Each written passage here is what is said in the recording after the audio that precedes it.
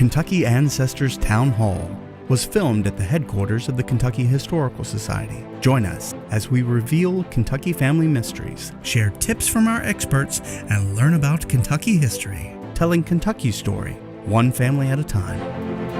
Hello, I'm Renee Shaw, and welcome to Kentucky Ancestors Town Hall by the Kentucky Historical Society. I'm so glad to be here with you all, with this audience, and we have Barbara, who's with us. You've come all the way from Chicago. Yes, I have. So let's talk about the family mystery that you asked us to help you solve. Has to do with a man named John Drew. So first of all, tell us what his relationship is to you. He is my great-great-grandfather. He is my grandfather's grandfather. Okay. So, and I never knew my grandfather, so I don't have stories passed down about his life. Well, I know you already had some information about your ancestor, but you found it to be kind of confusing and incomplete, right? He's kind of a brick wall. Yes, understood. Well, one question you had was whether we could identify John's race. You also wondered whether he pastored a church, and generally just wanted to know a little bit about the world in which he lived. So Barbara, our research team, did a lot of digging, and they found some answers for you. So I know you're going to be glad to hear them, in addition to your own exploration. But for the benefit of our audience, I am going to tell parts of John's story that you already know, but just to fill in the audience about John Drew. So here's a little biographical information. John Drew was born in North Carolina around 1823 and died in Jackson County, Kentucky in 1890. We have found records that lead us to believe that he was living in Kentucky by the late 1830s. In 1851, John married Isabel McQueen in Clay County. They went on to have 14 children. 14 children. Census records list John's occupation as a farmer. Between 1851 and 1859, he purchased 175 acres in Laurel County. In 1859 and 1860, he also purchased land in Jackson County. Now, we don't think he moved. We think Jackson County lines actually formed around him. It was a new county in 1858 that took land from parts of Laurel, Madison, Estill, Owsley, Clay, and Rockcastle counties. An interesting fact about John and Isabel, or Ibby, Ibby is what she was called, is that Ibby was white, but John was not. Now, as you know, the documents that recorded John's race did so inconsistently. So that's one reason that you came to us, right? So let's look at some of them. So if you will, please remove the first cover sheet.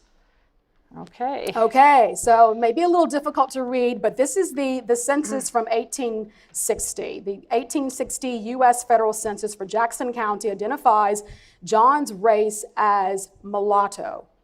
Okay, and you see that it says M there, right? Census takers had instructions to leave a space blank if a person was white, to use B for black and M for mulatto, which is what M is depicted there, right? So based on census instructions for following decades, M probably meant having African ancestry. Makes sense. Yes. So now let's look at a different document with slightly different information. So if you'll turn to the next document, please. Okay. Okay, even more information of irregularity, perhaps. This is a regular U.S. Army service registration from 1863. You can see John's name is on it and his race, which is Black. Black. Yes. Black. This is the only confusion. That's the confusion. This is the only time black appears on any of the documents that we found for John. All right, now go to the next document. Now, this is the 1870 census. Again, it lists John's race as Mulatto. M for mulatto. But this census also records his children's race as mulatto. So there is a lot of confusing information here. Finally, in the 1880 census, we have completely new information. The document identifies John's race as Indian and his children as one-half Indian. So if you go to that next document. Okay. Yes. So the story, the plot thickens, right? So you asked us if we could tell you John's race. And these documents and others, like the deeds and the tax records we found, don't give us any clearer answer than what you had, but they still tell us a few things. First, John Drew was a free citizen of the United States when he lived in Kentucky. If he'd been enslaved, the 1850 federal census would not have listed him by name. Second, he was of mixed race ancestry, because most of the documents we found indicate African American and white ancestry. We believe this is probably the case. As for the 1880 census, there may be a lot of reasons for why John and his family identified as Indian, but we believe we found one very compelling reason. We'll explain that a little bit later when we talk about John's world and talk about what his world was like. Yeah. Barbara, this is all we know from the paper trail, but you and your mother actually went beyond that, and you actually took DNA tests, correct? We did. So tell us about that. So I did the DNA of my mom and myself and my brother and several other relatives, and we come from the west coast of Africa. Interesting. Well, we looked at those results and saw trace amounts of African American and American Indian DNA in your mother's results. Unfortunately, the amount is too small and the number of possible sources too large for us to determine whether John Drew was the only source or if there were others. So it is disappointing not to be able to resolve this question for you, but we have extremely interesting information to share with you about John. Okay, you ready for this? I am. But before I tell you more, though, let's watch a video tip from Sherry Daniels, who's a member of the research team here, on what to do when documents provide conflicting information. You'll find this very informative. Now that you've found the correct ancestor and you're busy documenting their life, what do you do with conflicting pieces of information? First of all, you need to remember that every researcher will encounter these elements of misinformation. It is what we do with them that counts. So why do we encounter wrong information? Well, these instances of information errors can happen for a number of reasons. They usually happen because someone giving the information may not have first-hand knowledge of the information and may remember it wrong when asked to repeat it. For instance, think about the information on a death certificate.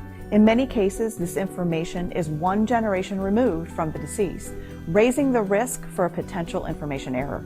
In some cases, the person receiving or recording the information heard it wrong or just made a typo. One good example of this can be found on the census record. Enumerators often heard things wrong, wrote the facts wrong, or were given information by a neighbor who had no connection to the family. And worst case scenario, sometimes a gravestone can contain an error. But what do we do when we encounter these situations? According to the genealogical proof standard, we should document all pieces of information we uncover, including the errors. In doing this step, we hope to build enough evidence to soundly refute the contradiction. However, this may not always work, and indeed may point your research in another direction. But this is why the genealogical proof standard is a must for genealogists. As a 5-step research process, this guided checklist can help you tackle even the most difficult of challenges. For more information about the GPS, we have several books here in the library for you to review. Welcome to Expri, an organization all about care and craft. And as Kentuckians, we know a thing or two about both. It's the recipe for good bourbon and good banking. Expri is determined to make a difference, simply by being different, much like these Kentucky legends. We've been around for a while, and we know how to handcraft solutions for you, your personal financial cheerleader. We're Expri Credit Union, and this is Spirited Banking. Every family has at least one mystery. And as a member of the Kentucky Historical Society, you can unlock the past through our incredible collection of genealogy resources, available both online and here in our library. Our team can help you discover unknown family histories for a fraction of the cost of a DNA test kit. Call or visit to learn more. Become a member, and let's find your Kentucky ancestors.